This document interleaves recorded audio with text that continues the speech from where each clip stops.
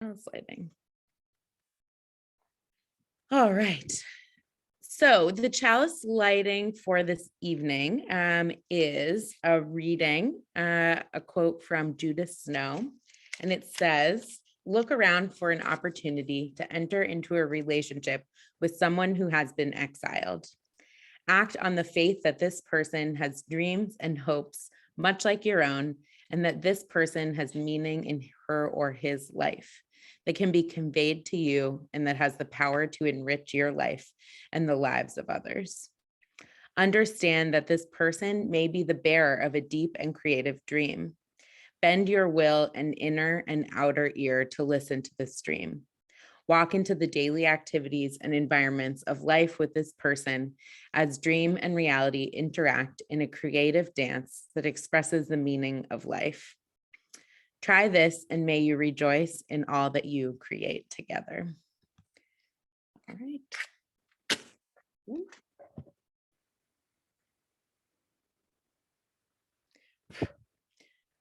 All right.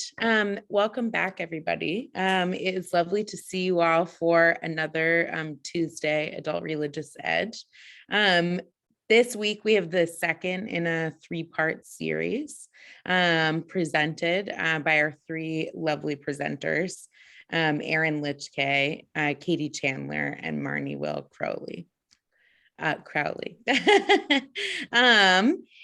If you are all lucky enough to be here last week, I'm sure that you found their presentation just as inspiring as I did. Really reframed some of the things I was thinking about when it comes to power and devaluing in society. So I'll give a quick introduction of these three presenters, and then we will get on our way. Erin Litchke is the director and lead coordinator of citizen advocacy of Atlanta and DeKalb. And he has also in the past worked for ethnic-based Somali American Community Center in Clarkston. Katie Chandler is a licensed clinical social worker who works with Shanghai Unity Network as a project consultant. And Marnie Will Crowley is the former state citizen advocacy coordinator with the Georgia Advocacy Office, and now a wonderful stay-at-home mom for her two sons.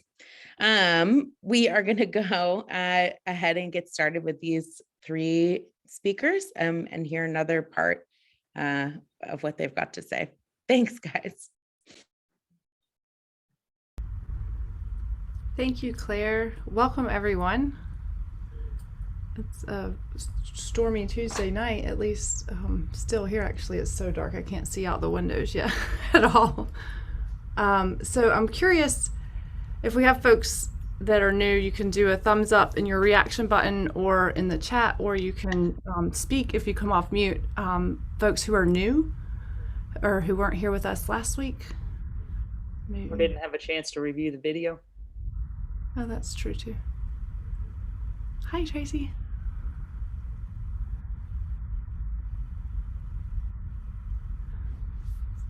Okay, that's helpful.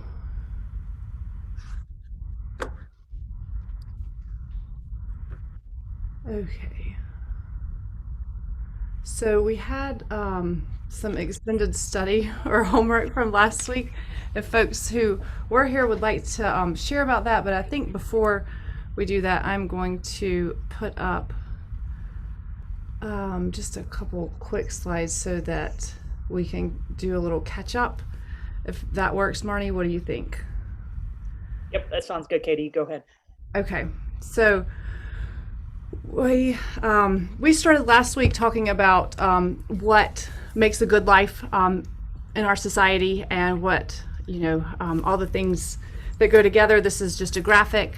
This is going to be a very fast recap because this is really a 4-day workshop put into a couple evenings together for this particular class to introduce the ideas of social role valorization and to introduce you all to Atlanta DeKalb Citizen Advocacy, or Citizen Advocacy of Atlanta DeKalb. I got that backwards. So the good life, as you all know, has includes a nice place to live. These are just some examples. Friendships and relationships are huge in what makes up a good life. People participating and contributing to their communities. Folks having a variety of ways to contribute through a good job or through volunteer opportunities. And people who feel secure and safe and feel like they belong and are part of a community, part of a family, part of multiple varied relationships.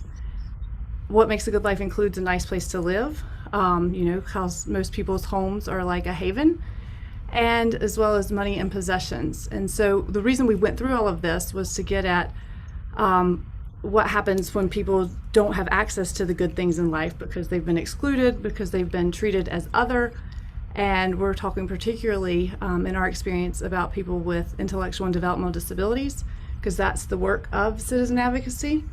And so that's where we went to what it's like to be devalued and the experience of people who are devalued, who are not treated the same as other folks. And then we're going to start going through a lot of the consequences of what happens when you are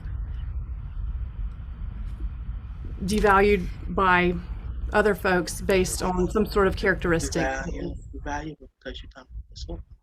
Yeah.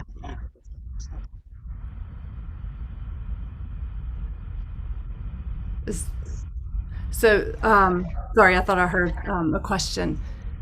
So this slide, and this is what we're going through today. Last week we only got through the first one, and that was that society.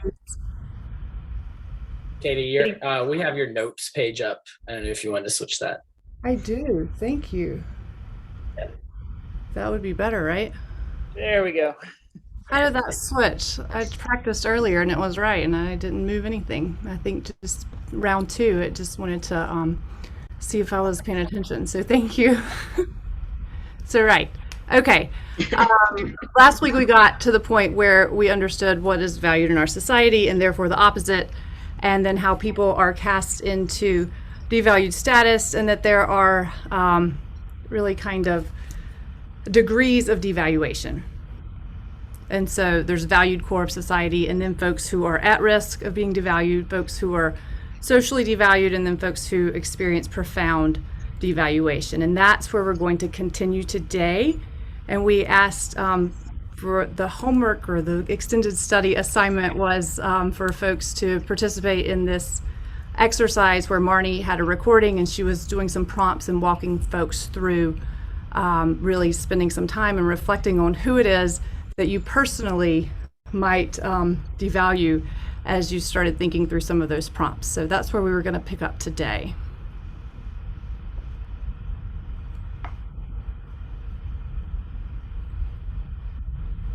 Does anybody have any questions before we kind of get into reviewing that they need clarified from last week?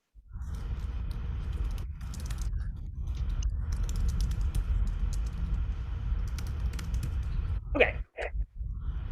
So what we had you guys do is kind of come up with a list of your favorite devalued people, is what we call it, kind of tongue in cheek. And hopefully you guys have had a chance to do that exercise, to listen to the prompts and come up with your list. And the purpose isn't to reveal who's on your list. The purpose is really to think about what's there and what possibly you've learned about yourself, about society, about any of that based on this exercise. So would anybody be willing to share that did it?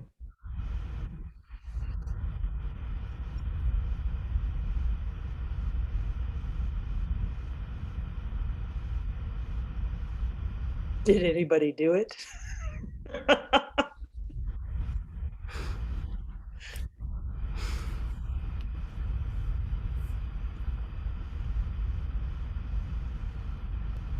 You guys got an F on your homework?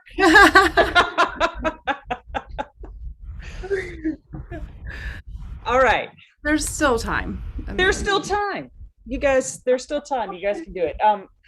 It's going to take you probably 25 minutes or so.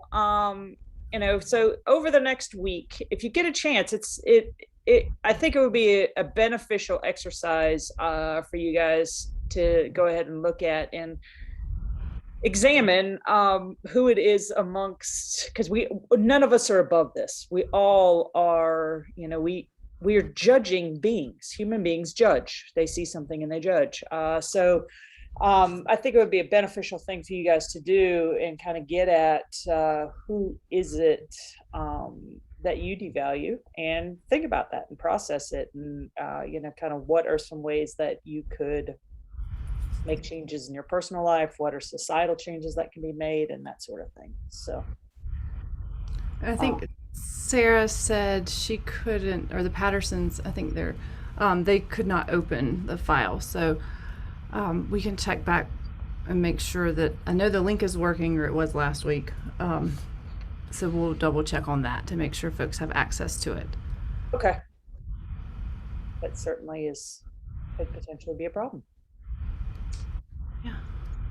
All right, moving on. So this 3-week series, we're exploring social devaluation. That's what that assignment is about, as well as heightened vulnerability, the impact to people who are marginalized. And then next week, we'll get to some remedies, some things that can be done, taken from social role valorization and the citizen advocacy frameworks. And so today we'll continue with what happens to people who are devalued in our society. So Marnie, do you want to talk about profound rejection? Sure. So Katie recapped for us that, as a society, we devalue certain conditions, and then the people who have those conditions actually become identified and become as those qualities and become devalued themselves. And once you become devalued, there is a very predictable pattern of what is likely to happen in your life. It doesn't happen to every person that's devalued, but it is likely to happen. And the first of those, it's a continuum usually as well, where once one piece falls, kind of it's cascades down. And the first thing that oftentimes can happen is that people are profoundly rejected. Okay. So all of us in our lives, we have had experiences where we've been rejected, right? It's actually a really great point of identification, because we know what it feels like to be left out. Okay. So, it could have happened to you as a child on the playground, or it could happen to you as an adult, where all your girlfriends get together and they leave you out for whatever reason.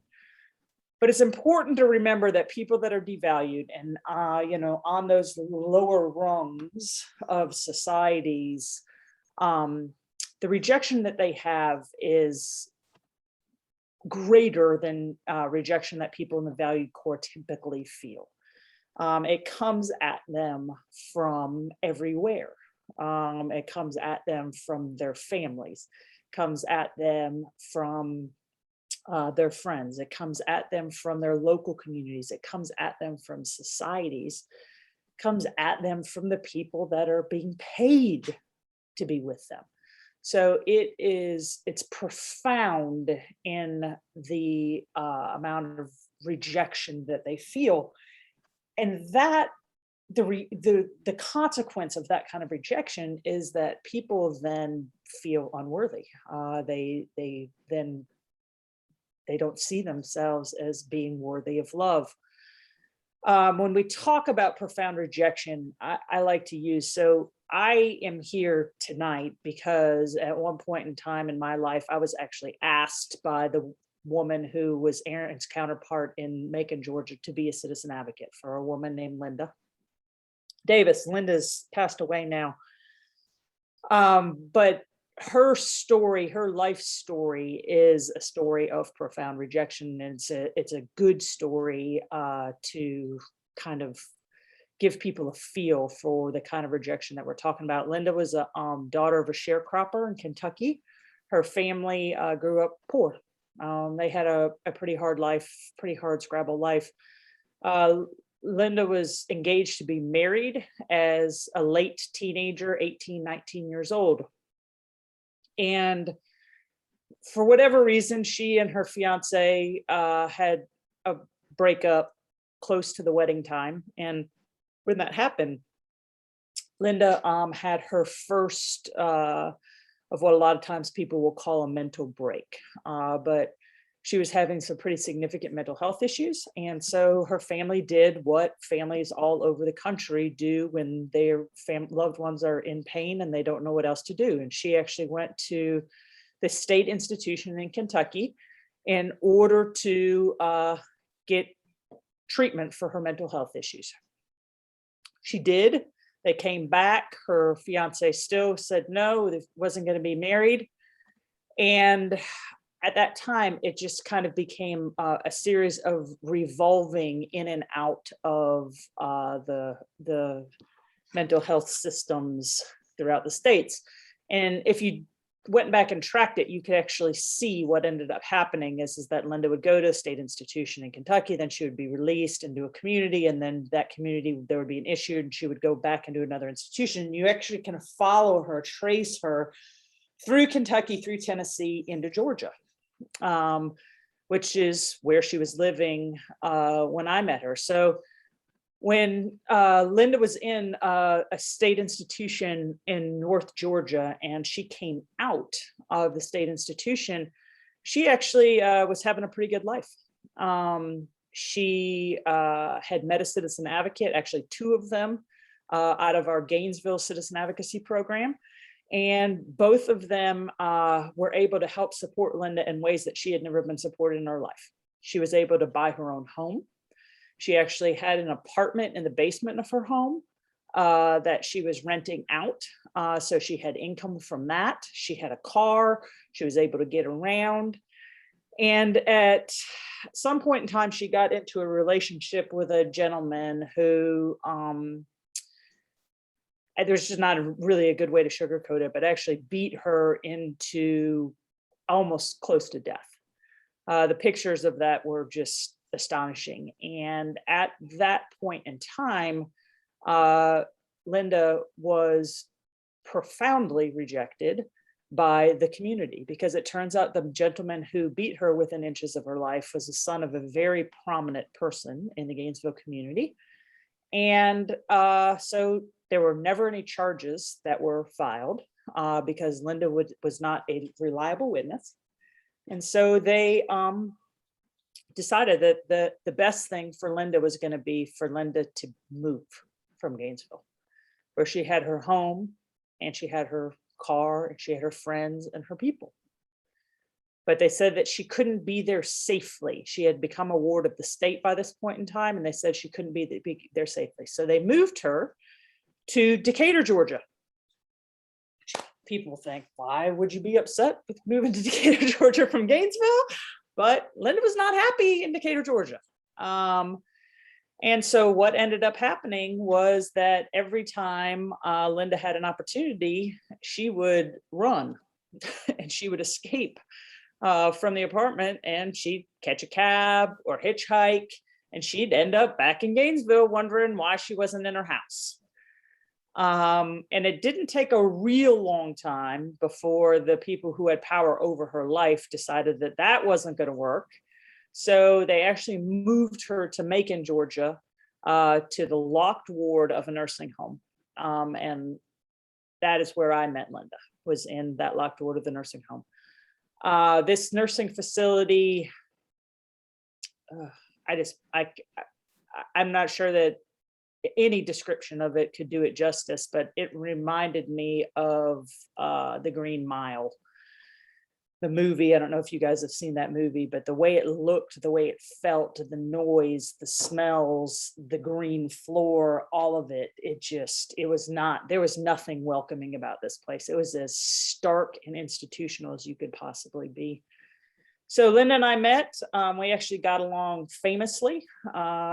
We had some similar interests and other things that we didn't, but Linda loved to go out to eat. We went out to eat all the time. I brought her over to the house. You know, we hung out all the time. And, things were looking up for Linda, but it didn't take long then for the powers to be in her life to decide that it wasn't safe, that Linda was leaving the nursing facility with me. So again, she was rejected back. The powers that be said no. Her guardian said, you cannot leave with her. They called me and said, Marnie, there's way too much liability. What happens if she jumps out of your car? I mean, they had like a million things that could possibly go wrong. And I was like, the problem is that I've been taking her out for like 6 months now, and she's never done any of those things. She isn't probably going to jump out of the car because I'm taking her somewhere she wants to go. But finally, we kind of got to the point where they were allowing her to come back out with me. And I was actually in the process of going through the courts to become her legal guardian, so that somebody who was actually, because her guardian was actually still in Gainesville, never saw her, didn't see her at all. When Linda was actually diagnosed with brain cancer. And we found out that she had the brain cancer. She had been complaining about having headaches. I would talk to the nursing staff. They would say her head hurts because she's agitated all the time. There was always an excuse. And I went to go pick her up. Actually, it was for her birthday. And one of her eyes, I had seen her on Thursday. This was on Saturday. And one of her eyes was like visibly bulging out of her head. And I was like, what is going on with this? And the nurse is like, I called the doctor about it, but the doctor says that she's just like that because she's agitated. I'm like, this is not normal. So I took her to my house. We had the birthday party for her, and then I took her to the emergency room and pretended that I was her guardian and signed her in to the hospital where they found that she had metastatic cancer in her brain.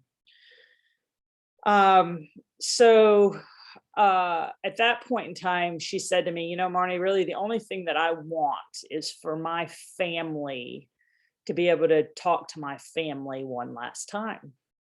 And I thought, well, I'll see what I can do. So I called her guardian. We got, a bunch of information about her past. Linda had had absolutely no contact with her family in years and years and years. And I, finally got a phone number for her sister, and I called her sister and said that Linda would like to talk to her. So one day I went over to the nursing facility with my cell phone, and had put her on speakerphone.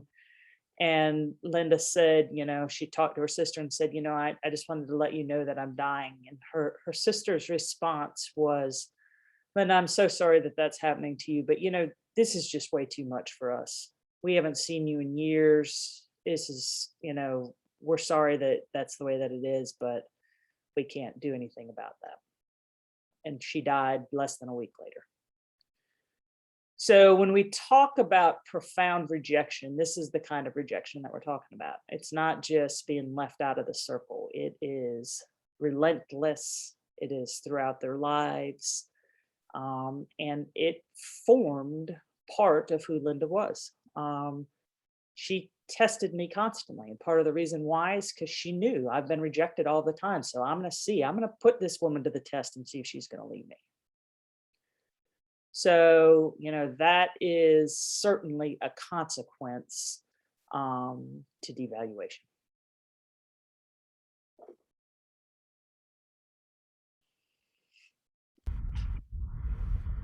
Thanks, Marnie. As Marnie said, it is relentless, and it's from everywhere, like Linda's family and the human service system, the medical professionals, right, who were dismissing or, dismissing, avoiding her complaints, saying that it has to do with an impairment or, because she's agitated. And from, just all those communities who said she couldn't live here, over and over, that relentless rejection. And so what happens also when people are not valued in our society, are devalued in our society, are cast in a devalued status, and then profoundly rejected, is that they often appear in and continue to stay in negative devalued roles. And these get perpetuated by our society. The stereotypes that you've probably have heard about people with disabilities exist because people live in these roles, And it is very hard, it's very difficult to support someone to break out of negative roles and to come into a valued role, and that they end up kind of being like a self-fulfilling prophecy in that a person is expected to act in such a negative role, and we're going to go through a number of examples that they act that way and they are seen that way and they continue to act that way because they're seen and treated in that way, and it's that cycle there. And so before we go through some of these examples, we want to just pinpoint and discuss what exactly we're talking about when we're talking about roles in general. And so we're talking about social roles, and this is true for both valued social roles and for negative or devalued roles.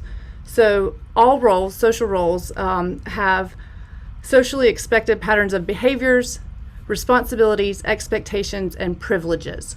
So your role as a member of this congregation would have a certain expectation of what kind of behaviors you engage in, the responsibilities of being a member, expectations of being a member, and privileges as well. And so that is true of any role. That's true of your family roles, your relationship roles. That's true of your employee roles or your volunteer, your civic roles. It's true of all the roles that fill up your lives and the lives, of people who have a lot of valued roles. It's also true of the roles of people who get stuck in negative, devalued roles. And those are the roles that nobody wants to be in. Those are the roles that nobody takes on, willingly. Like you might take on a new role that's a valued role after if you were coming to visit this congregation, you might be a visitor for a while. That's a role until you join and become a member. And that has a broader role, and it has more privileges, more expectations, and it's a bigger role. So one of our mentors, John O'Brien, says that social roles identify the different ways that people relate to each other, to one another, belong to one another, count on one another, and are responsible to each other. And so a lot of times folks who live in valued status don't spend much time thinking about the roles that we hold. We talked about one of the things our society values is being productive and being busy and achievement. And your roles show up in those ways. Like when people ask you how you've been and you say you've been busy, it's because of all the roles that you're engaged in. So for folks who have already been cast into devalued status and who have been profoundly, relentlessly rejected throughout their lives, they're not going to have a lot of these valued social roles that we're thinking about. And instead, they're going to fulfill a number of negative social roles where they get seen as a menace or a burden. And so we're going to go through some of these negative roles, devalued roles that people, specifically people with disabilities, people with psychiatric mental illness, people with intellectual disabilities, physical disabilities, and think about what are some of the negative assumptions that get made about people, which turn into stereotypes, some of the stereotypes that exist because of the negative assumptions. And so you can start saying, and I'm not saying that these are your personal values, this is a different exercise than some of the other exercises we've done, but this is for us to think about the stereotype, how people with disabilities are portrayed, how they show up a lot of times in these negative roles in our society. And I know you know them. It might feel uncomfortable to name them, but we want to do that so that we really get a sense of the impact to people who are devalued, who are seen as other, who are rejected, and then who take on these roles and don't want to be in them and find it very hard to get out of them.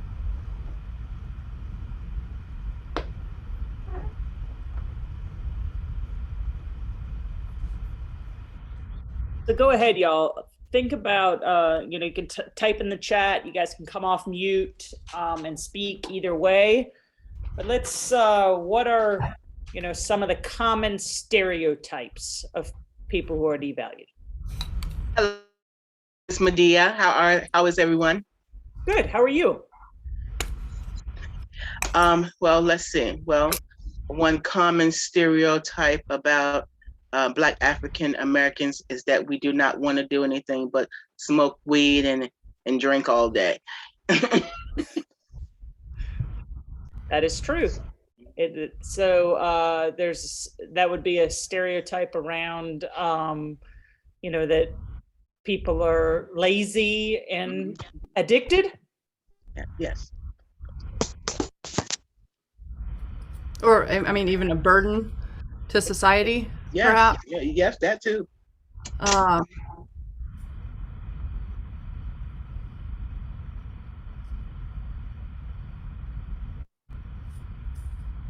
Right. So Paula, let me go back up. Yep. We had someone said scary. That certainly is a common stereotype, especially for people with mental health issues. Exactly. Here, Katie brought up some images of people that are, seen as being dangerous. So the and that this is what people need, like this kind of treatment to keep themselves or other people safe, that this young man is harnessed and tethered to a device that keeps him in that one particular place, because he's been seen as dangerous, as a threat to society. You see here at the bottom picture is an institution where people are, kept behind bars. The picture here that's a little bit larger of the guy, it kind of looks like a security monitoring system. Well, it is, but it's at a children's or a youth residential treatment facility that's a school. It's in Massachusetts. It's the Drug Rottenberg Center, and people are under surveillance all of the time and are seen as so different and as so dangerous, or as so, threatening, that they go to extreme measures to try and control the students' behavior and deter them by monitoring them all the time through cameras and through staff folks as well. So that's one. There are a lot in here. So both folks get perceived, stereotyped as being less intelligent, as slow. Someone, and I think Chris also said, is less competent. And so we have one here about that. Have this example, which happens often with folks with intellectual and developmental disabilities and folks who are having mental health crises, is that people perceive them as not being capable, as not being competent, as also being unemployable. And so our cities, and this is something that probably isn't all that well known, but in all of our towns there are places where people who have disabilities spend their days all day long, not really working, but in these day programs. It's called adult daycare, which in and of itself brings up another stereotype, and the fact that when you hear daycare, you think of children, right? Because who needs daycare? Young children whose families are working, right, until they're school age.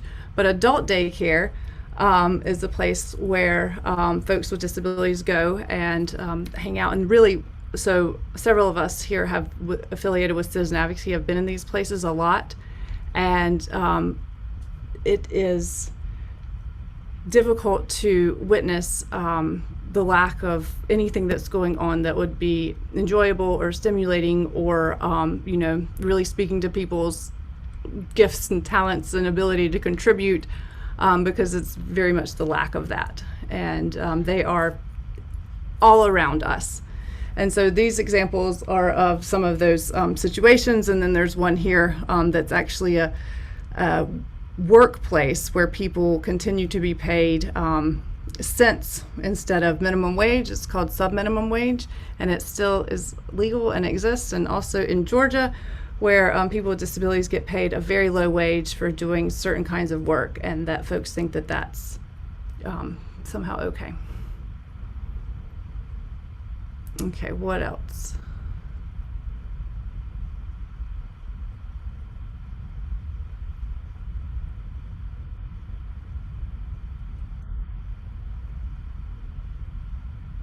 I'm catching up on the chat box. Yeah, these are good. People are, seen as hypersexual or asexual, or not having any sort of feelings or intimate needs. That gets dismissed a lot of the time. I mean, I don't have a slide for this, but if you are a student who receives special education throughout your schooling, you going to be taught sexual education at all. And so when your peers, same age students, are going and learning about certain things, like that's just, you're just overlooked because of this negative assumption that gets made about people, and how folks get cast into this role of being asexual, hypersexual, like that.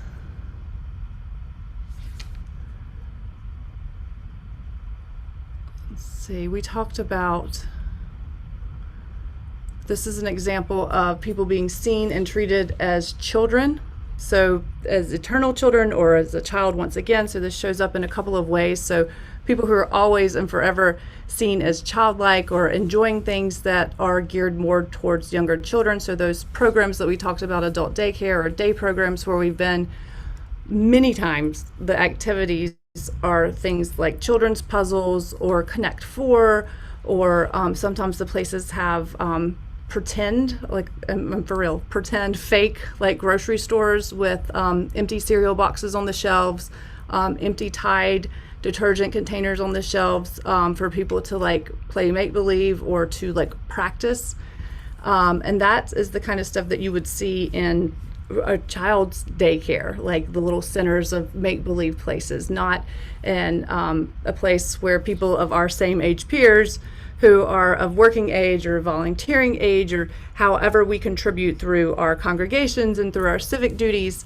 That is the things that people our same age are doing, not spending our times in these kinds of places where we are seen as eternal children. So this picture here with the Barney mural on the wall is from a nursing facility in Middle Georgia, where I went when I worked at the Georgia Advocacy office, and I went to meet a young person who lived there. And just that image would probably indicate to you that the person I was meeting was what age? Like maybe, I don't know, 4, 6, maybe 3. Like, I mean, it's very young age of folks who find the big purple dinosaur endearing and enjoyable. And so it's not typically adults, but this man I was meeting was nearly 30, and he had lived in this nursing facility for 9 years because he had cerebral palsy, and because it was seen as the place where he needed to be so that he could have supports, which is a misconception and is something that's perpetuated in our society, that people need facilities to live in, instead of what's true is that all people need supports. And so what can we do to figure out through how to support people to live outside of facilities and to be able to contribute and to be involved. And so, but anybody who walked down this hallway in this nursing facility, if they never saw this young man, I mean, he was in his late 20s, almost 30 when I met him, and he had been there since he was right at 20, 21. But anybody who walked through the hallway and didn't even see him in his room would associate the person who lived in this room as being a child or being younger than they actually are. Or they would and they would approach this person, probably using a voice that was maybe meant for a child, thinking that the person filling some of these other stereotypes you talked about wasn't competent, wasn't capable, didn't understand, might not feel pain because they weren't really there. Any of these stereotypes, just from this one image of that speaks volumes about who this person was portrayed to be based on the stereotypes and the negative assumptions and these negative roles. And then the other photo here is of folks who are older, who are participating in some sort of, I'm sure it's some therapy, but a lot of times these things can take on, some childlike activities, as well as like Easter bunnies or Santa Claus visiting nursing facilities to engage with some of the seniors, which brings up this whole, once again, childlike negative role that folks don't want to be in. And we actually talked about this a little bit last week when someone mentioned the idea of growing older and having some of the roles stripped away, or not having as many roles as one had, in their middle life, and the real risk to that, in that as people age and might go and live in some of these facilities, that their identity gets stripped away when their valued roles, like kind of people don't know them, and so they forget about them, or they didn't know that they used to be a teacher or that they used to be an attorney or whatever their roles were, and they are seen as some of these negative stereotypes and roles. Did y'all see Paula's comment here? She went to one of these daycares that had adults pretending to fish with make-believe fishing poles and construction paper, like you would see at a fall festival, like for little children, like where you throw the little fake fishing rod and like, yeah, into the little pond. Yeah, so the mind of a child. So inspirational, Claire said that's another negative role that people get cast into, that they are inspirational, and just ordinary activities that folks do are met with accolades and praise and how great it is. I think I took the photo out of here, but one of them was a person received an award by their provider agency, their human service agency, for cleaning their house. That kind of thing speaks to this inspirational idea that that's just an expectation of any ordinary, typical, person in society to, maintain whatever kind of environment you want at your home, whether sometimes it's cleaner than others, but the idea that you would be awarded for having a clean home speaks to that kind of inspiration mindset and being seen that way. Let's see, what else? This one's burden. So people often get seen and treated as being a burden and get cast into this role, which no one wants to be a burden. No one wants to be pitied as well. And some of that inspiration comes across as pity, even though folks say that, oh, it's so inspirational that you're a person with a disability and you're doing this, this, and this, but it really can come across in a pity way, which implies superior-inferior relationship. And so pity, you can see this photo of this young man who has an obvious a disability that you can see when you look at the photo, and like hugging, grasping this person's leg. And just the image that conveys to anybody reading this newspaper with the title "A Place to Relate," like, how does that come across? What's the impact to this young man and all people with disabilities in this community where this newspaper is? And the writer and the photographer probably had great intent. And that's when we talk about impact versus intent, like the impact to the person, impact to this young man here, versus the intent of the photographer. We talk about what it is, not why. Because we want to stand in the shoes of the people that we're thinking about, the people who experienced devaluation, and really think about what and not why. Because it's, you can have the greatest intent, but the impact to the person is still harmful here. Like, this person still lives in devalued status and continues to be seen and treated and cast into these negative roles. And even if your intent was, well-meaning. Let's see.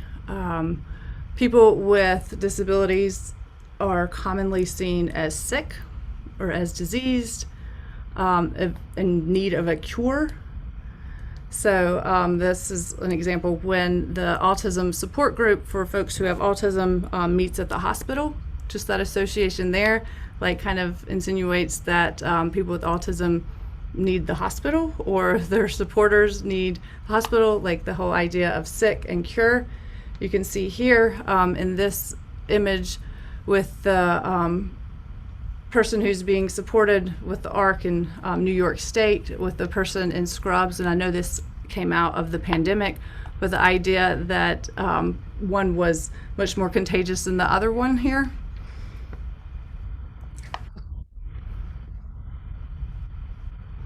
How about this one, Marnie? I already heard you laughing. So many times people with disabilities get seen as being the object of ridicule, get trivialized. And this example is a stark example. It's powerful, where and we've known this to be true, where we visited a nursing facility where they bring in animals, these aren't even, to engage with the people in this way, which is just very trivializing. And we also see this come across, not in so much this way, this visual example, but in the lives of folks who have intellectual disabilities, as you mentioned, get seen as not competent or as incapable. And because they receive services that are paid for by Medicaid, part of that has to do with someone, whoever's being paid to support this person, tracking different goals. And a story I knew one time was when a person had a goal to watch the weather and get dressed appropriately for the day. And that's fine. That's, not a great goal or anything, but it's fine. It seems relevant, and once you do that, after so many times of practice, you move on and do a different goal.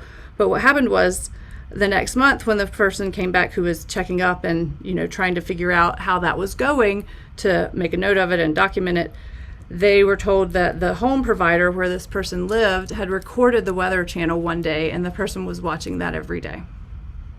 And so the idea that this person was so trivialized and thought that they wouldn't know the difference between what Weather Channel or every day, and so they would just play this as like a monotonous routine of, let's do your goal, let's watch the weather and you can decide, is just so offensive and trivializing. But that's a very powerful example of how people, and probably thought, well, let's just do this, it'll make it easier on the support staff, we can just have this done, and very dismissive and insulting of the person who's having to go through that.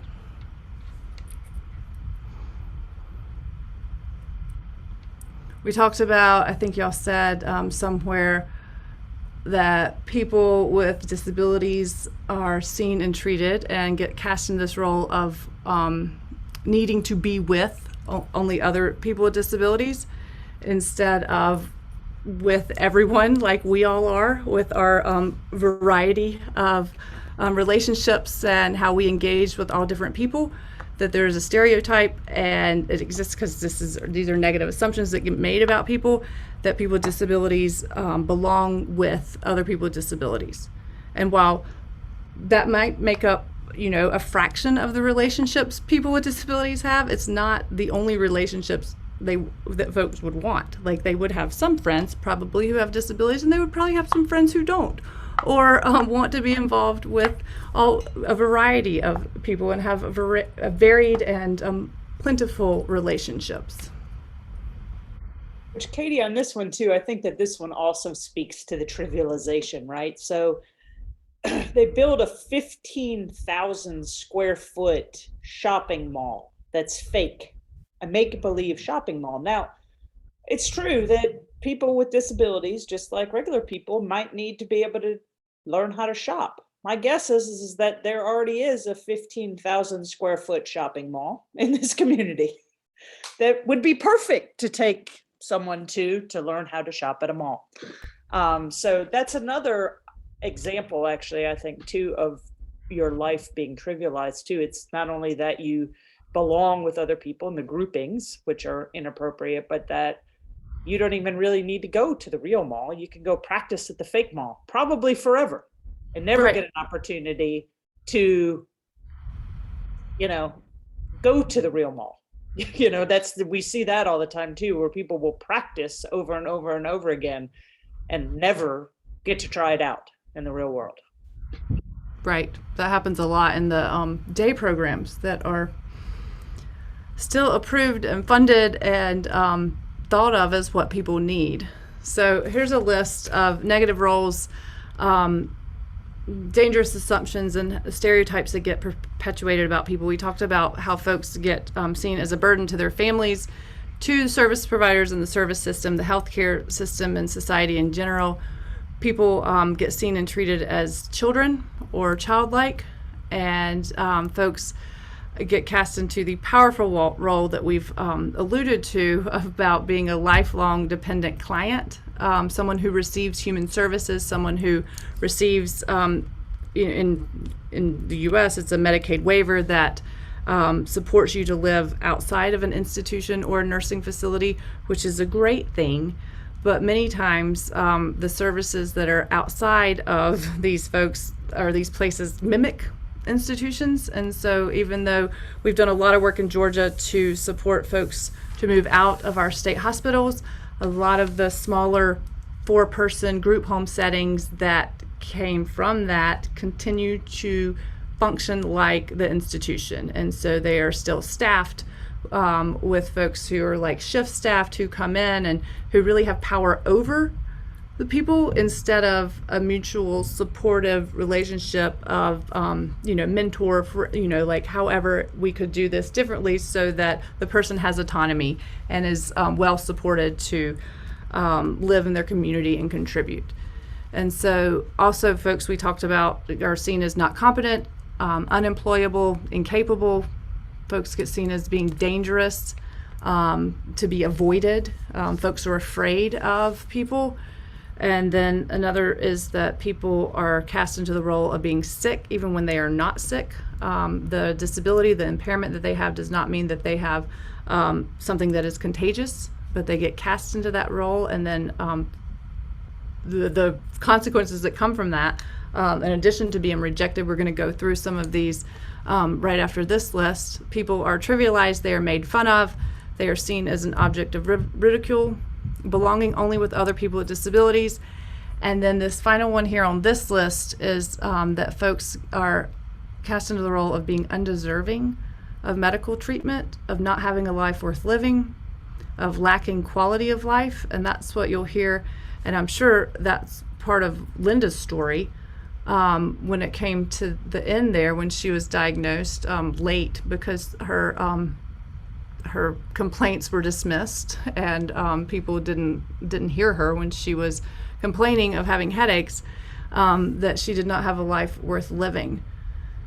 And that we've seen a lot in this last year and a half too with the pandemic, that when we've read any stories or seen the news about who, if we have to make choices or as healthcare providers are making choices about whose life to save, these are the kinds of things that they're talking about. These are the kinds of things that they're debating in their ethic committee meetings or their hospital about who are we going to save. And then people with disabilities are not going to be prioritized because they are seen as having a lower quality of life or a life not worth living. And Paula just put in the chat too, and I think that this is an important, will you pop back up to that slide you were just on, Katie? I think this is an important point too, because negative roles for people who are devalued is not just for people with disabilities, okay? So for people that are devalued in our society, like immigrants, let's start there, or people of color, they oftentimes are cast into all of these negative roles as well. And we think about that, people, I mean, when, I know you guys, especially in this church, who really spend a lot of time thinking about inclusion of marginalized groups of people. We often don't think about that in the same way for people with disabilities. So we're focusing on that, but this is a really important piece because all people who are devalued end up getting cast into roles. And when you end up being cast into negative roles, oftentimes these roles become a self-fulfilling prophecy. If you are treated your entire life as if you are dangerous, the school to prison pipeline is real, oftentimes you end up in prison. And then once you end up in prison, people think you're dangerous, and then you get seen as dangerous, and then you're treated as dangerous. So we can see how each one of these negative roles could really define your life. It could become life defining. And what happens for people who are devalued is oftentimes they are cast into not one, but many of these roles simultaneously. And the negative roles end up taking over all of the positive roles that they have in their life. And we know this, right? I mean, this is not uncommon. Someone, we see this all of the time. Every time there's a police shooting in this country, what ends up happening is the imagery that ends up coming out about the person who is the victim never fails. It's going to be cast into they're a criminal. They, all, and the family on the other side is saying, no, no, no, no, no, he's a father. So that is a very good example of how these two competing roles are moving with each other. And how, when you are devalued, your life can get absorbed into all of these negative roles. And so this is just a recap from our friend Brittany, who you can find at Inky Brittany. For those who weren't with us last week, she was a citizen advocacy coordinator and is still a citizen advocacy board member in Savannah, and she's also a very talented graphic facilitator and artist. And so she drew some of these stereotypes that surround people with disabilities. The first one she has here is the object of pity and charity. She's depicted being seen as odd or trivialized, and being seen as a child or eternal child, being cast into the role of being sick when a person is not sick, the object of dread, or being seen as a menace, someone who's dangerous. And then she ties it back to citizen advocacy, and how common places will use some of these stereotypes, or maybe not use them, but they continue to perpetuate these stereotypes in the work that they do, and how they engage with their communities, instead of in some ways where we would be introducing one person, which is the role of a citizen advocacy coordinator, to another person to build a relationship, and to where both people will benefit from the role of being in this relationship with one another, instead of perpetuating these negative stereotypes and these assumptions, from these dangerous assumptions that get made about people who are devalued and have disabilities. And on this front too, one of the founding principles of citizen advocacy is around fundraising and positive imagery. So it's pretty easy to see how this negative stereotypes that can surround people, and how you sometimes inadvertently are strengthening those negative stereotypes. And one of the common ways that ends up happening is in approaches to fundraising. So citizen advocacy actually pays really close attention to this. And I, always encourage people to think about how is it that their fundraising appeals, how is that image going across? Is it continuing to promote negative stereotypes? Because the fact of the matter is that pity charity actually works for raising funds, but it's done at the expense, on the backs of people who are the pity charity, called it the pity charity role. So when you guys are thinking about fundraising and thinking about the image that your church is putting off, to pay attention to what images are you putting out there, and are you inadvertently reinforcing negative stereotypes? So this is just a really good place to kind of take a look at the work that you're currently doing, or the work that you're going to be doing in the future, and thinking about how are we including people or not. And it can be a powerful tool and a way to not reinforce negative stereotypes, even if it's done unintentionally, because again, it's, the impact is the same whether that was the intention or not. Right. And when you were talking about fundraising, I was also thinking about any sort of specific programming that's only created or designed for people with disabilities. And so how that reinforces the idea that people with disabilities only should be or want to be with only other folks with disabilities, when there's, because I know there's already a whole, we're going to talk about how there's already a whole special segregated world out there that we don't need to create any other things where it's specifically for folks with disabilities, where folks are included and everyone's welcome. Like, yes, absolutely, but not special services for special people, that kind of thing, because it just reinforces a lot of these negative stereotypes because people are seen as being in these negative roles. So then another consequence, and Marty's going to talk about this one, is that the folks have been cast in a devalued status. They've been profoundly, relentlessly rejected throughout their lives. They have taken on many of these negative roles, probably multiple, as Marty said, of these negative roles throughout their lives, which continues to be part of how they're stuck in devaluation, and then also distanced from people with valued status. Thanks, Katie, because that, you hit on that right before that. Is so we talk about the distancing. So oftentimes this comes with congregation and segregation. We distance ourselves one of two ways usually. Usually we distance ourselves perhaps physically. So one of the ways that we physically distance people is that, we think that post the Americans with Disabilities Act, everyone should be able to get everywhere and have access to everything. Well, that's actually not necessarily true. It happens that people are often excluded, segregated, congregated, away, apart and away. So the seating, for a person with disabilities is way in the, in the very back, away from everybody else. They can't even sit with anyone with their family.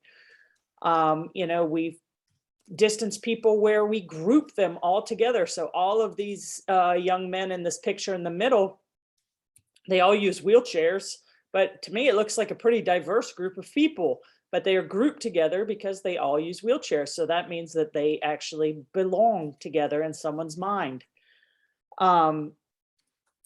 We will put people together, and we will have communities for people with autism, for people with disabilities. So we'll have actual campuses and communities that are surrounded by the real community, but everything there is separate.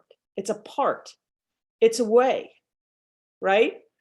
So we see this all of the time where we are physically separating people. And it's with the idea that people are safer. Yes. Like these communities exist and families can even think and be sold on the idea and pay lots of money for their loved one to go and live somewhere where they think it's safer because only people with this certain disability lives there. Absolutely. So, we have wonderful amusement parks in this country, yet we've created an entire amusement park, a special place for special friends. Right? And the intentions on all of this stuff is good. Probably is that they think, oh, well, they people with disabilities, they don't have access. But the reality is that Disney's actually does a pretty good job at, including people, and they have, the ways for people to get on and off the rides and all of that sort of stuff. So all this does is groups people together and makes it go, oh, wow, there's the special people.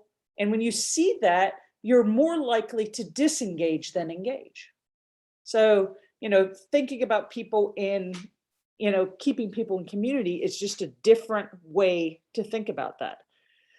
So we have all kinds of these physical barriers. So oftentimes, though, the physical barriers aren't going to be enough. So what will end up happening is then if we can't keep people away with just physical barriers, we'll actually move to confining them. Okay, so we will confine people in prisons. Anybody been to a nursing facility lately? We will confine people in nursing facilities. That actually even got worse during COVID, where people were not allowed to leave and nobody was allowed to visit them. That is extremely unsafe to not have people having eyes on you. So we'll move to confine people. And if we can't keep people confined away, we'll actually move to banish them, right? And this is not uncommon. So in some places in Florida, there are laws around people who have, I just lost my train of thought. People who have been convicted of sex crimes, quote unquote, are not allowed to live within certain places with distances to schools and bus stops and all of that sort of thing. Well, we might say, yes, that's actually great. You know what? People who are molesting children, they shouldn't be able to, have access to children. Well, the problem is that there are lots of places in Florida now where people have been banished to such a degree that the circles that are drawn around bus stops and schools and everything else are so wide that people actually have nowhere to live. They are actually living in the middle of a swamp in a tent because that's the only place that they can live.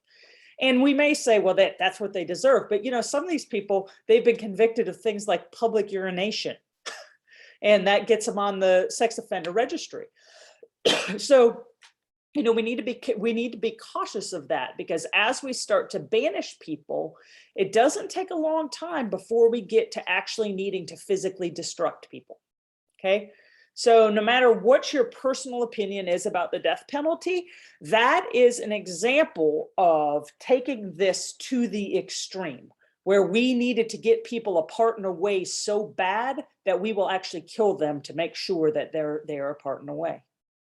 Okay, that one seems a little, obvious when you think about it. Some of this stuff is not so obvious. It's stuff that we know within our framework, though. The idea of redlining, we have created entire communities of congregation and segregation based on race because of our redlining histories.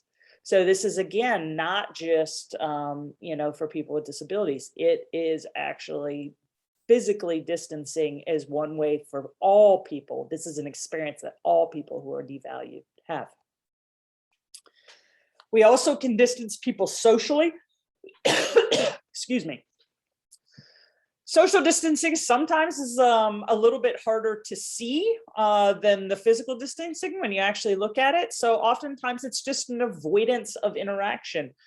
This happened all the time when I was out with Linda. So we'd go out to dinner and we'd be sitting at the Pizza Hut. That was like one of her favorite places to eat. And people would come up and say, what does she want to drink? I don't know. Maybe you should ask her. She is sitting right there. So, it's one of those things we kind of chuckle about it, but it's true. And frankly, this is something that I actually have tried in my life to be more conscious of how I'm doing this, because one of the things that happens to me is that when I pull up at the edge of the exit ramp, getting off, there are people standing there, with a sign that says, I'm hungry. And oftentimes I just won't engage. I'll just look away. I mean, that's dehumanizing. We're avoiding them. We're dismissing them. And that sort of social distancing is very common. We will talk about people when they're sitting there right there in the room. We will have conversations about them, and we won't ask them a single question. There's all kinds of social distancing. So we do this through our language. We oftentimes have a special language that shows that I'm above you and you are below me. That I am the provider and you are the client. That sets up a hierarchy there. You'll see this oftentimes with things like badges and keys. You know who's in charge when you look around based on who's got the big gigantic set of keys on their rings, or who's wearing the badge, the name tag, with special uniforms, special food, special bathrooms. That one is one that just continues to baffle me. You go into facilities, nursing facilities, oftentimes you got to use the restroom and you ask where the bathroom is and they're like, oh, whoa, that's a client bathroom. You don't want to go there. And I'm thinking to myself, if we can't do our most basic, go to the bathroom in the same space, we got a lot going on here. But those are all examples of social distancing, us versus them in our language. All of that stuff is, examples of social distancing. So what happens then what is the consequence of constantly being distanced, both physically to where you actually don't get to interact with the valued world? You're actually separated, and we talk about this all of the time, with food deserts, for example, or no access to public transportation. You need to have an ID to go to vote, but in all of these rural places in Georgia, there's no place to go actually get an ID. You actually have to have a car to be able to do that. I mean, those are all examples of distancing, and what ends up happening down the line for you is that you are rejected because you are distanced both socially and physically from what is happening within the valued core. And when we communicate that to people, even if it's done unintentionally, or even if it's done with our best intentions in mind, it communicates to people that they're fundamentally unlovable and unwanted, whether we want that to happen or not. And when we communicate that to people, they internalize that. So, it's something that we really need to pay attention to, so that we are sure that we are actually, if we are wanting to make an inclusive space, that we actually are really being inclusive, so that we're not distancing people either physically or socially unintentionally. Because I think this picture of the young man and the child that's using the wheelchair. Oh, actually, this is funny. Paula just brought this up, but it's so funny. So I was just gonna talk about this. The child with the wheelchair, using the wheelchair. Okay, so here's a chorus, right, of middle school kids. How wonderful. Oh, let's include the child with a disability in with the typical chorus. That is, everything about that is great, except for the fact that the kid is sitting 12 feet from the rest of the group by himself. And nobody looked at that and thought, oh, wow, that's a great idea. Let's keep him over there in the corner. So, I mean, this is an example, and probably this course teacher, this was completely and totally unconscious, but the effect on that young man who is using that wheelchair is profound, right? So that is an example of social distancing and how that, we can, that's another consequence. And it's communicated to everyone who showed up for this chorus performance. It's communicated to all of those students. Like, I mean, they were learning that, this kid, Joe, is a part of our chorus, but then Joe's way over there. That's where Joe's supposed to be. Like, I mean, these messages get sent to the students, to the administration, to everyone, that this is okay and this is what Joe needs. And then it's perpetuated, as Maureen said. So here's an image of drawn by Heather Simmons in this booklet she wrote, Choosing What Matters, and she's wrote that for families and supporters of people who have disabilities. And so she's drawn out the real world in this black bubble, and this is the experience of people who live in valued status. And so it's full of relationships and friends, and she has football and clubs and neighbors and your homes and colleges and work and schools and love and marriage and just ordinary, everyday, typical, the things that we talked about on the first day of what makes up a good life.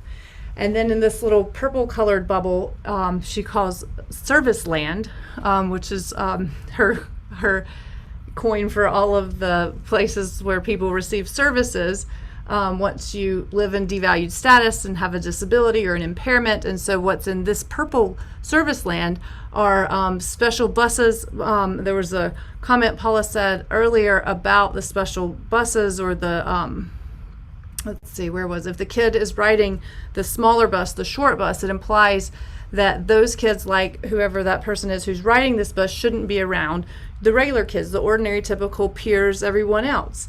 And so that's in the special service land purple bubble, as well as like group homes, group living, segregated day centers, special schools, special church services, special proms, special, all of the things that exist where people think they're doing a good deed or a service or fulfilling what people with disabilities need or even want, when really it's just continuing to keep people apart and away and lacking the true sense of belonging.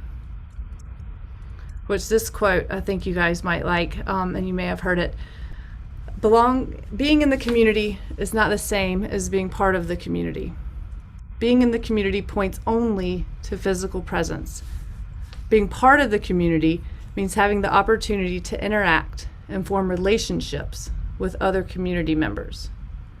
And that's what we would want for any of our loved ones, any people. I'm sure that's what you all would say as the congregation, that you want to welcome people and that everyone can be a part of the community.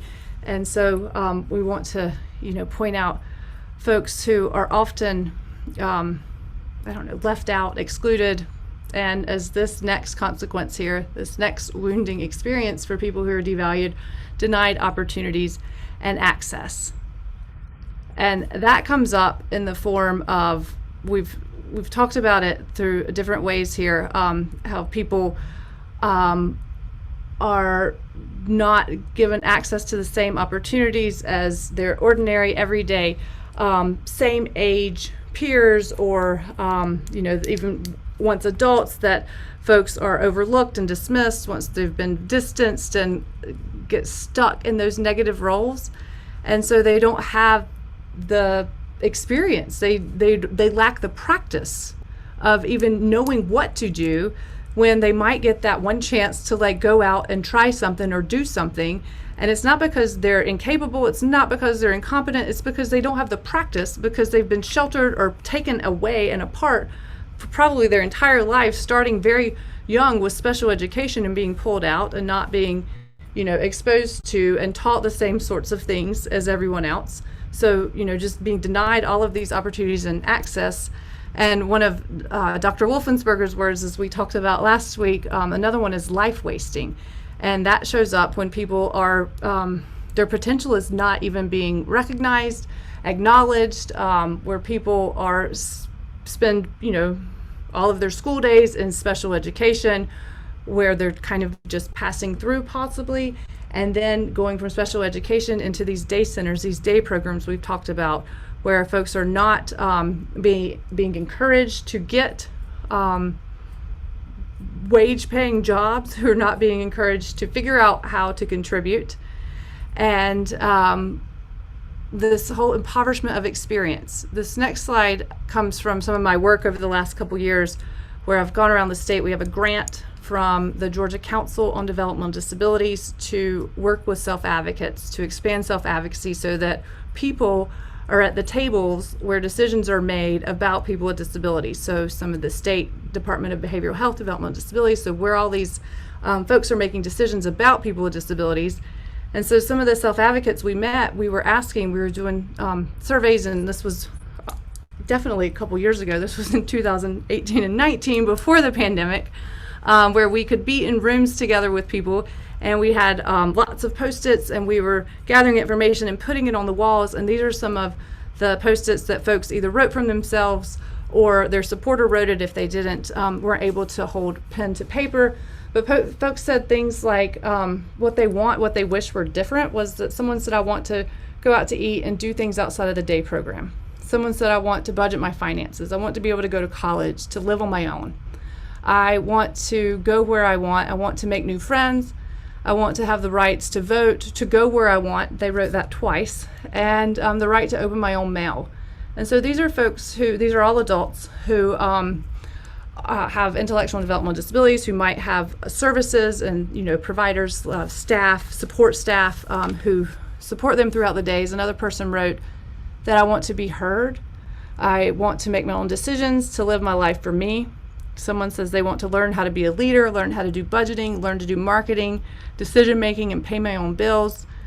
A person wrote, to connect a relationship with disabled people, don't segregate us. It makes me feel important, that I am important, that I'm been equally. And this one in the middle might have been the most powerful one that I saw in all 3,000 Post-its that came from all over these cities. We went to 7 different cities. And this young woman wrote, "To tear the roof off of my sheltered life." And so these comments speak directly to this consequence of being denied opportunities and access, of people being cast in a devalued status, of people being rejected, of people fulfilling these roles where people think they're not competent, that they need to be controlled, that other people should have power over them, that they don't have autonomy. And so folks are doing things like opening someone's mail because they think it's their job as a staff person. And it speaks directly to how people lack and are denied opportunities and access. And so I bring this up because these are not things that seem outrageous or seem like far-fetched, like dreams and a vision that couldn't come true, right? Like, this seems like ordinary stuff that folks in valued status would take for granted.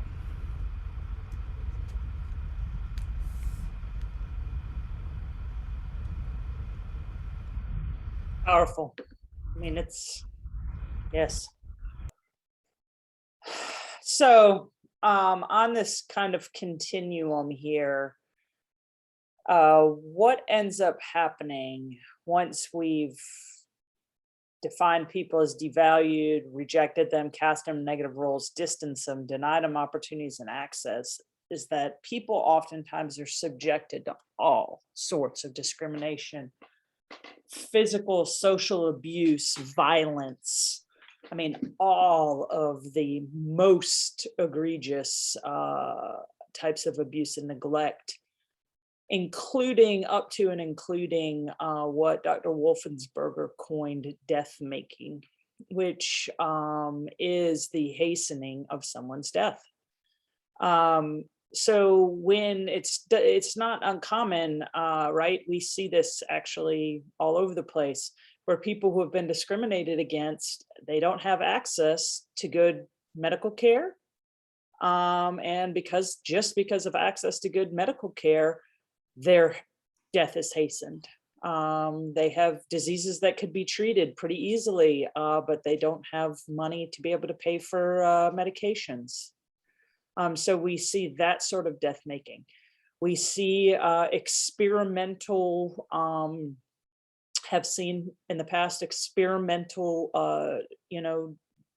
drugs being tried out on our institutionalized populations. The Tuskegee stuff with syphilis was not that long ago. The Georgia Advocacy Office, which is the protection and advocacy system in the state of Georgia for people with disabilities, they spend almost all of their time investigating abuse and neglect of people with disabilities and mental health issues in the state of Georgia. And the things that they see are actually unbelievable. People who have been burned in showers and then, accidentally, a mixing valve doesn't work properly, potentially. They get burned in a shower and they don't give them any medical care. In fact, someone put pantyhose on them, which of course then have to get debrided off. Paula makes a comment here, and I think that this is an important comment, that when we talk about death making, sometimes people will think, and this is extreme. Come on, you're looking at the worst case scenario. The fact of the matter is that look at the way our nursing facilities are run in this country, because they are death-making machines.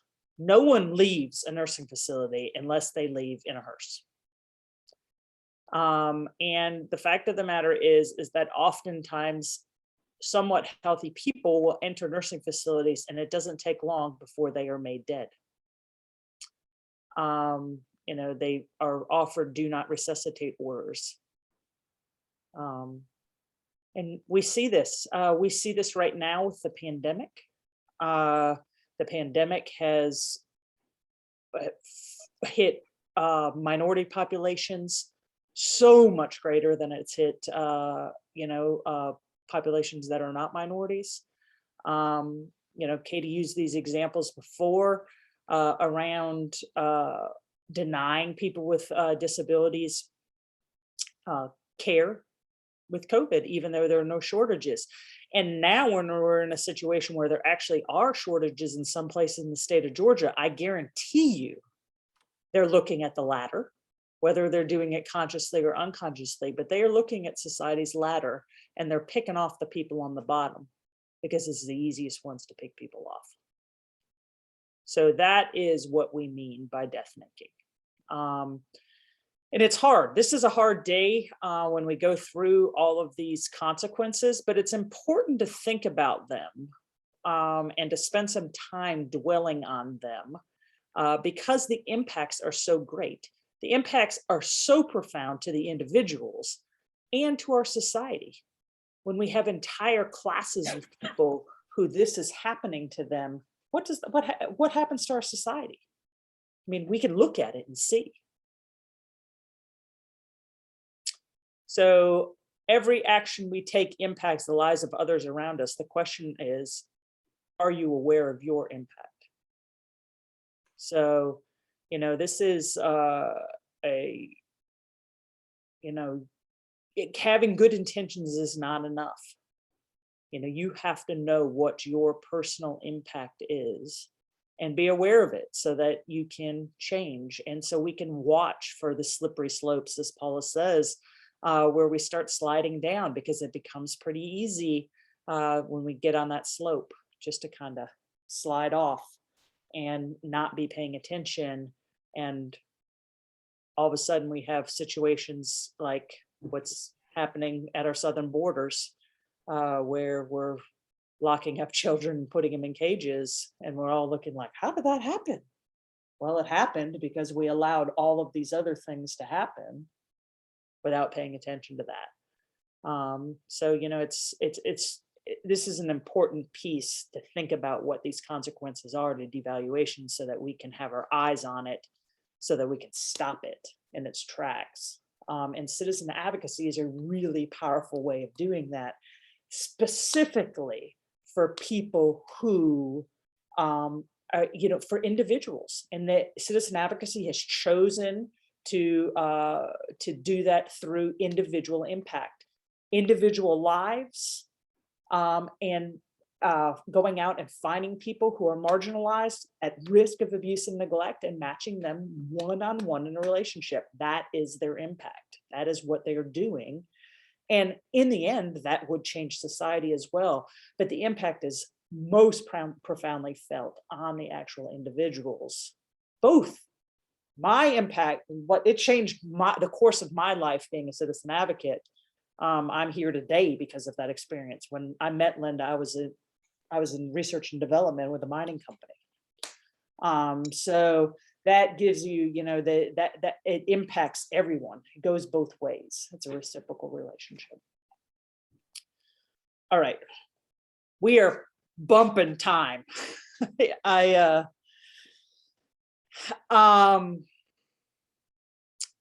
think, Claire, do we want to go ahead and do the poll, and then we'll go directly into question and answer? I know that I apologize, we got this close to the time.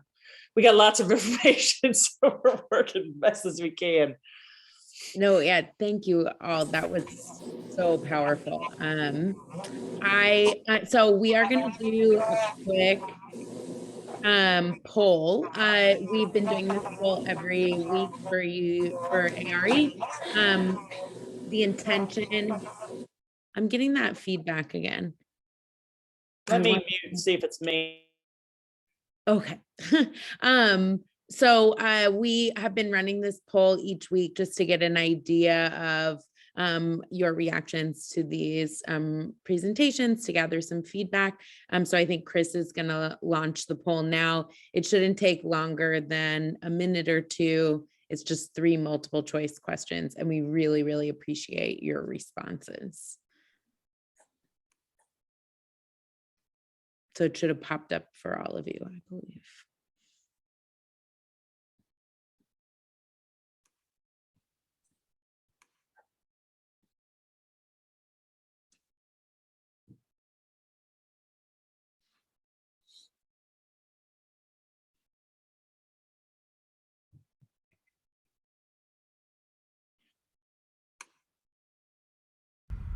Well, we appreciate you guys. Are there questions right now? We do have another extended study, further learning opportunity that you could do if you want to, and I'll put that in the chat box. This one is we want you guys to listen to a podcast. So you can do it in the car, you can, do it while you're on your little exercise, but it's a Radio Lab Let me find episode that we think is could bring up some really interesting things. So it's it got brought back up because of Britney Spears and the fact that she has a conservator who's actually has almost control over her life. And so we are relating that to conservatorships that go on throughout the country for lots of people who have disabilities and other mental health issues. So it's a really, if you've never listened to anything by Radio Lab, they do a great job. So it's an interesting thing, and we'd like for people to take the time to listen to it so that we can have a conversation about it when we start next week. And they will share the link via email as well. You also can go to Radio Lab wherever you listen to your podcasts and just Google Radio Lab or search Radio Lab Britney Spears. It'll pull it up too. So there's lots of ways to do that. You sounded like a radio commercial wherever you listen to your podcasts. All right, who has questions? You guys can come off mute or you can type them in the chat, either however you want to do it. So this is Chris. Can you hear me? Yes. Yeah, we do try to end sharp at 9 o'clock. So I think the best thing to do would be to leave your email address here so people can send you questions. Perfect. In that case, then I'll just end by saying thank you again so much. I hope everyone will join us again next Tuesday for the last part. Bittersweet. It will be more uplifting. It'll be next week will be more uplifting. what we can do. I did want to make one more quick plug before we head out, and it's actually quite appropriate in listening to you guys talking about death making. The ARE book club for this fall is Jessamine Ward's Men We Reaped. And I would say that it discusses the death making of Black men in her life growing up in coastal Mississippi. She examines the lives of 5 men that she knew who died untimely deaths, and sort of thinks about the ways in which systemic racism led to those deaths. It's a very difficult memoir, but it is also extremely well written and impressive. So I would urge you all to sign up for that. There's a link in the weekly update if that sounds interesting to you. Wonderful. What you were talking about death making, I thought we're going to talk about that in book club. I got to say something. Perfect. Good. So thank you all. Have a wonderful week, and I hope to see you again next week for the last part of the series. Thank you all so much. Thank you. Thanks, everybody. This was wonderful. Thank you all. I'll see y'all next week. Great. Thanks.